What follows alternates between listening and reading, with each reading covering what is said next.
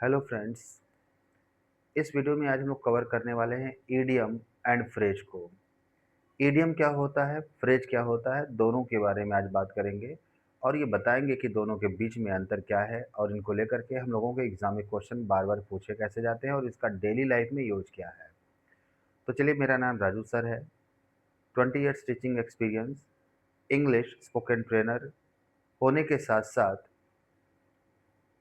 Grammar के field में भी काफ़ी दिनों से एक्टिव हूँ। तो चलिए जानते हैं कि ईडियम क्या है। ईडियम की बात अगर करें तो शब्दों का एक ऐसा समूह है जिसमें आने वाले शब्दों के अपने खुद के मीनिंग नहीं निकलते, बल्कि ये सभी शब्द एक दूसरे के साथ मिलकर एक नया मीनिंग प्रोड्यूस करते हैं। जब शब्दों के ऐसे समूह एक दूसरे के साथ मिलकर एक नया मीनिंग प्रोड्यूस करें तो ये ईडियम हो जाते हैं। जैसे कैट्स एंड डॉग्स, अगर इसके हम वर्ड बाय वर्ड मीनिंग को देखें, इट मीन्स लिटरेरी मीनिंग को देखें, तो ये अ काइंड ऑफ एनिमल को रिप्रेजेंट करते हैं। तो अ काइंड ऑफ एनिमल को रिप्रेजेंट करने के सेंस में अगर ये यूज हो रहे हैं तो फिर ये ईडियम नहीं बनेंगे। लेकिन कैट्स एंड डॉग्स का मीनिंग यदि हैवली से निकलता है, heavily means without stopping, continuously, मूसलाधार, तो आप देखेंगे कि ईडियम में आने वाले वर्ड का अपना लिटरेरी मीनिंग नहीं निकल रहा बल्कि एक नया मीनिंग प्रोड्यूस कर रहा है। तो इस कंडीशन में इसे हम ईडियम बोलेंगे।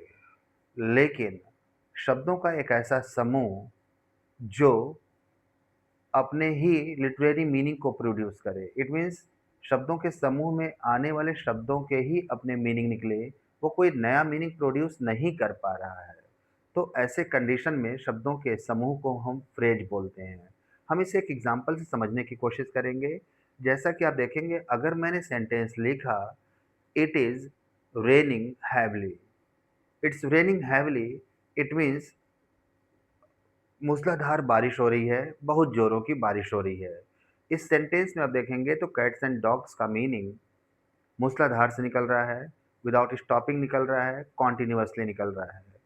तो इस सेंटेंस में जो वर्ड आपका कैट्स एंड डॉग्स यूज़ हुआ है, इसका लिटरेरी मीनिंग नहीं आ रहा है। It means word by word अपने मीनिंग को नहीं दे रहे हैं, अ काइंड ऑफ एनिमल्स को रिप्रेजेंट नहीं कर रहे हैं ये, इसलिए यहाँ पर ये ईडियम है। लेकिन अगर मैं यहाँ दूसरे एग्ज़ाम्पल की बात करूँ, जैसा कि यहाँ पर हम एक एग्ज़ाम्पल लें, they have sold many cats and dogs in the market.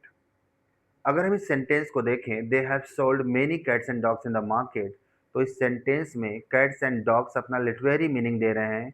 It means यहाँ पर अ काइंड ऑफ एनिमल्स को रिप्रेजेंट कर रहे हैं। और जब cats and dogs a kind of animal को रिप्रेजेंट करेंगे तो इन्हें हम वहाँ फ्रेज कहेंगे। So in the first sentence you will see there is a sense like it's raining cats and dogs. In the sentence, cats and dogs showing its new meaning.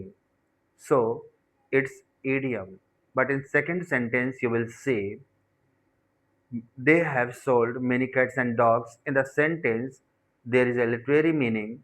It means cats and dogs is showing a kind of animal. Because of that, here in the sentence, cats and dogs represents represents a phrase. So friends, through the example, you will see how you can differentiate between idiom and phrase. So with the statements, I hope you will understand what is idiom and what is phrase. In next video, I'll tell you the next thing which will benefit you a lot in the field. So see you, मिलते हैं next video में।